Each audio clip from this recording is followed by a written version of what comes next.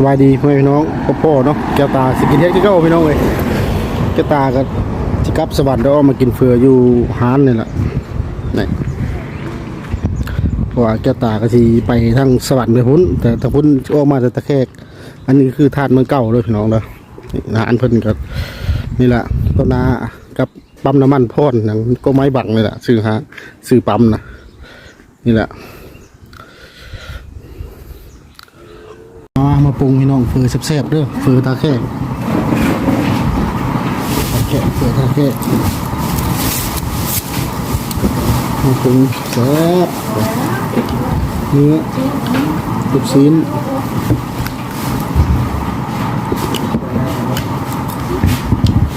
ผัดพริก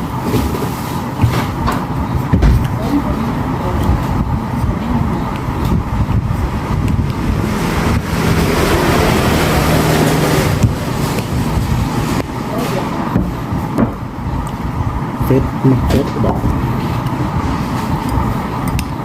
นี่เฟส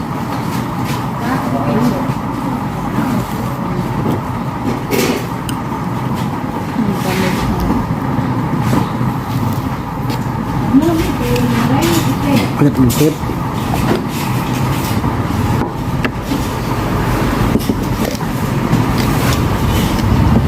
น้ำตาลลงไปน้ำตาลลงมาเริ่ม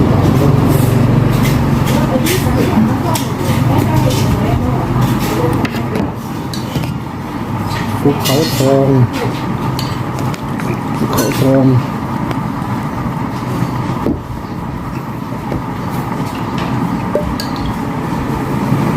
พริกไทยไม่ต้องปรุงอย่างหลายพี่น้องเลยนัวนะ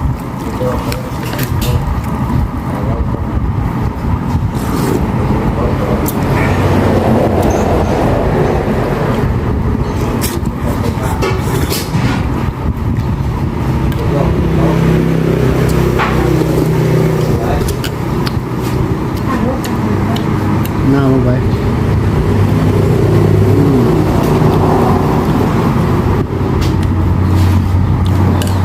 บายดีไม่น้องพ่อเนาะกระตาคือเก่ากระตากันกับสวรรค์เด้วยกินฟืนก็อยู่ตะแคกอยู่บ้านท่านเมืองเก่านั่นแหละ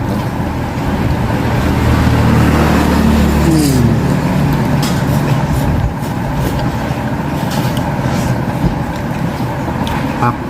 เป็นกระซ้ำเป็นส่วนเลยกะปิเป็ด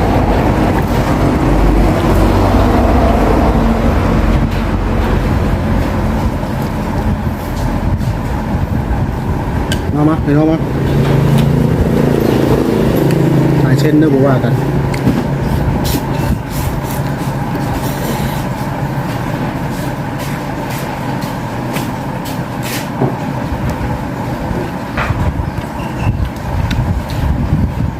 เจ้าตาสิครับสวรรค์แล้วกลับจากบ้านหลังจากเล่นปีใหม่ขายพวกแขนยัง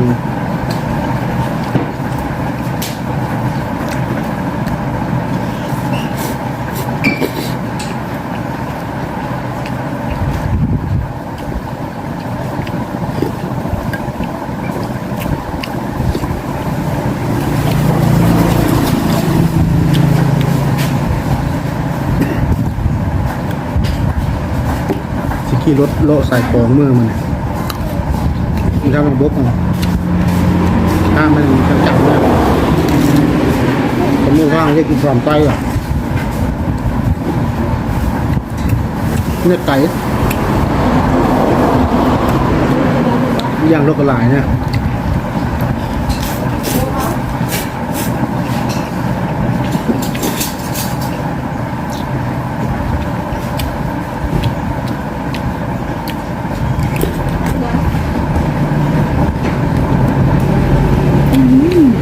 ดนี่หมดเลย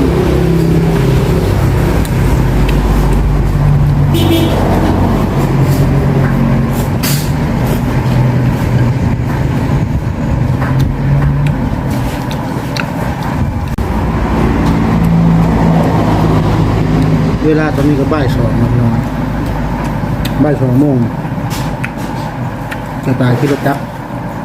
เพื่อจังหวัดสวรรค์นี่ครับประมาณ5 โมง 6 โมงคนละ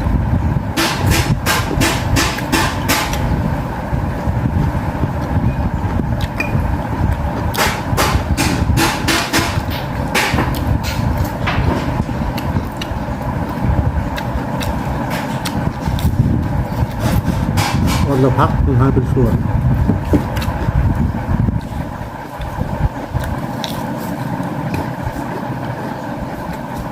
น้ำเพิ่งตั้งแคมทางนะตอนหน้าปั๊มน้ำมันพ่นอย่างนี้ครับ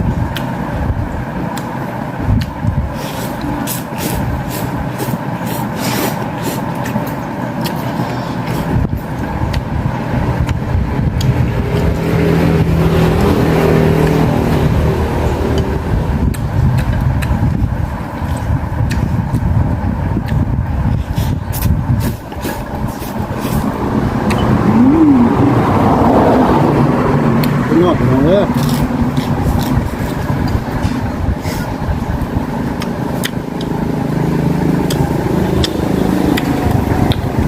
แล้วดิ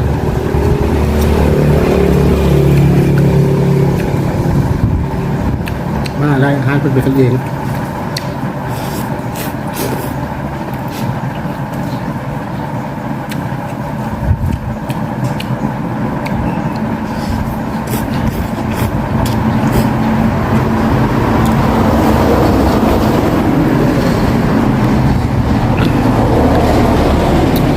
อะไรก็เบิ่งอย่าลืมกดไลค์กดแชร์เด้อพี่น้องเด้อ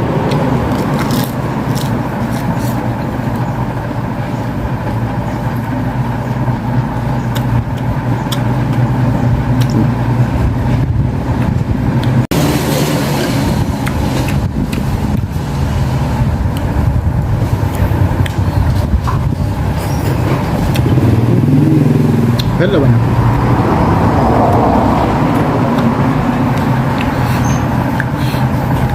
เฮ็ดเลยพี่น้อง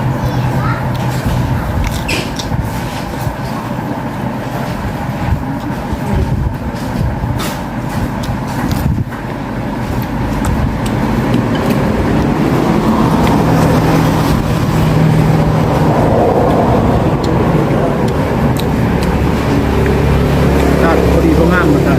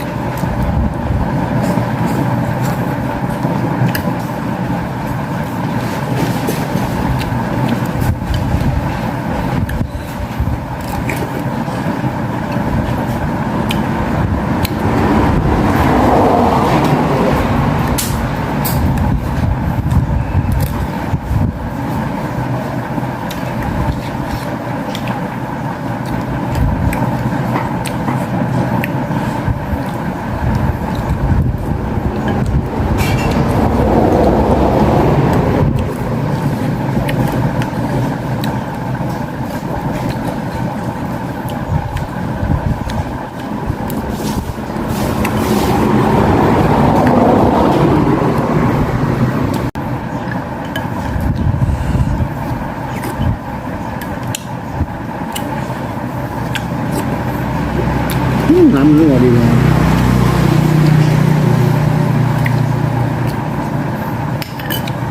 ครับคลิปนี้ก็สิ้นสุดกับเท่านี้แล้ว